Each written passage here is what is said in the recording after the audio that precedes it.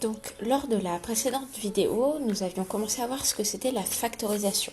On avait fait des rappels sur la distributivité simple, je vous invite à bien re-regarder ces formules-là. Et on avait vu qu'est-ce que ça voulait dire factoriser, c'est-à-dire mettre une expression en facteur. Et enfin, on avait vu des exemples d'expressions factorisées.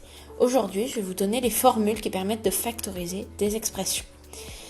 La première formule, c'est quand on va avoir quelque chose qui est sous forme d'une somme, donc KA, facteur de KB. Là, dans mon expression, j'ai un facteur commun, c'est le K, c'est ce que je suis en train d'entourer. Et bien ce K, je vais le mettre en facteur tout seul, et entre parenthèses, je vais mettre ce qui me reste, à savoir A plus B. Et c'est exactement la même chose si au lieu d'avoir un plus, j'ai un moins. Donc K moins KB, K est un facteur commun, ça devient K facteur de A moins B, tout simplement. Je vais vous donner ensuite plusieurs exemples. Je vous laisserai le temps de faire pause pour essayer d'appliquer ces formules-là par vous-même, d'accord? Donc n'hésitez pas à faire pause pour pouvoir faire les calculs par vous-même.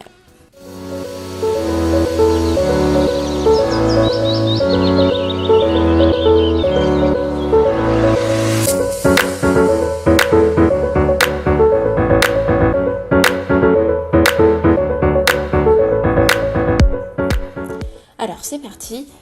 Dans la première expression, on voit que le facteur commun c'est le x. Donc on va tout simplement mettre x en facteur et après tout ce qui nous reste, à savoir 4 moins 2 plus 7. Et ça on va pouvoir le simplifier.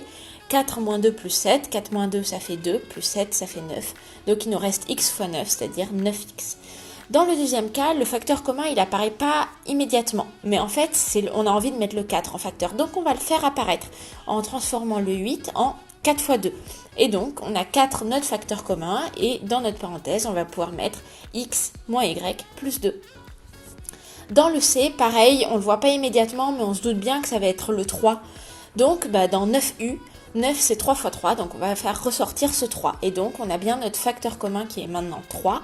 Dans 3t, 3 fois 3u et 3 fois 1. Autre chose, le 3 tout seul, on le remplace par 3 fois 1 justement pour faire bien ressortir un produit. D'accord ?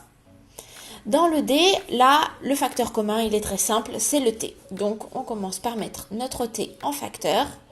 Et puis, entre parenthèses, 4 moins 5x plus 3, tout simplement. Et là, on a le 4 et le 3 qu'on va pouvoir regrouper ensemble. 4 plus 3, ça fait 7. Donc, au final, on a T facteur de 7 moins 5x.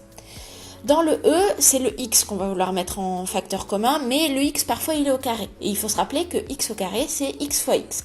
Donc on l'écrit et on se retrouve bien avec notre facteur commun x qu'on va pouvoir mettre au début. Et puis après entre parenthèses, il nous reste 1x plus 3 moins 5x. Là on a x moins 5x, ça on va pouvoir le simplifier encore un petit peu. Donc au final on a x facteur de moins 4x plus 3. Et pour le dernier, c'est encore le x en facteur, sauf que, encore une fois, il faut qu'on ait des produits. Donc, il faut se rappeler que moins x, c'est la même chose que moins 1 fois x. Et donc, au final, on met notre x en facteur, il nous reste 3 moins 1, et 3 moins 1, ça fait 2. Et x fois 2, c'est 2x. Donc, on va changer de page, parce que j'arrive au bout, et on va faire la dernière partie. Donc là, c'est une partie que j'ai appelée « Pour aller plus loin », tout simplement parce que elle n'est pas exigible. Donc, typiquement, au brevet, on ne va pas vous demander de savoir faire ce qui sera marqué là, mais ça peut être très très pratique, donc c'est pour ça que je voulais le mettre. La première chose, ça va être factoriser une expression entière. Là, à chaque fois, ce qu'on a factorisé, c'était soit un nombre, soit une variable. Alors, je vais juste vous mettre deux exemples, vous allez voir, c'est très simple. Le premier exemple, vous voyez, on a un facteur commun qui apparaît, même si c'est pas un seul nombre. Notre facteur commun, c'est 4x plus 1. Et bien, de la même manière, on va pouvoir mettre notre 4x plus 1 en facteur et mettre entre parenthèses ce qui nous reste, c'est-à-dire le 2 plus le y. Deuxième expression, un tout petit peu plus difficile. Là, notre facteur commun, vous allez voir, c'est le x moins 1 de la même manière. Et bien pareil, on le met devant. Et puis on regarde ce qui nous reste. Ce qui nous reste, c'est le x plus 6 et le moins 3. X plus 6 moins 3. On peut simplifier le plus 6 moins 3 en plus 3. Et donc il nous reste x moins 1, facteur de x plus 3. La deuxième chose, si vous vous souvenez, on avait vu un cas particulier de la distributivité double, d'accord, et ce cas particulier, on va pouvoir l'utiliser aussi. Donc, En fait, on avait vu une formule qui nous disait que quand on avait a plus b facteur de a moins b, c'était égal à a carré moins b carré. Vous pouvez le développer directement sans s'embêter à faire la double distributivité. Et bien cette formule, on va aussi pouvoir la prendre dans l'autre sens. Donc quand on a un nombre au carré moins un autre nombre au carré, et bien ça va pouvoir faire a plus b facteur de a moins b. Et donc là, on passe bien d'une expression qui est une différence à une expression qui est un produit. Regardons comment ça s'utilise parce que c'est vraiment extrêmement simple. Premier exemple, c'est x carré moins y carré. Bon, bah là, j'ai juste à appliquer ma formule tout bêtement en remplaçant a par x et b par y. Donc le deuxième exemple, cette fois-ci, j'ai x carré moins 9. Donc x carré, c'est bien un carré. Et 9, par contre, bah, il faut se rappeler que 9, tout simplement, c'est 3 au carré.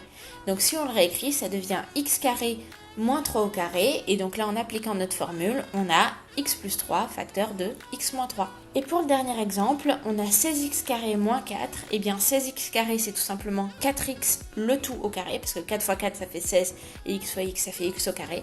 Moins 4, c'est 2 au carré, donc ça fait 4x plus 2 facteur de 4x moins 2. Donc ça, c'est bien de les connaître, vraiment.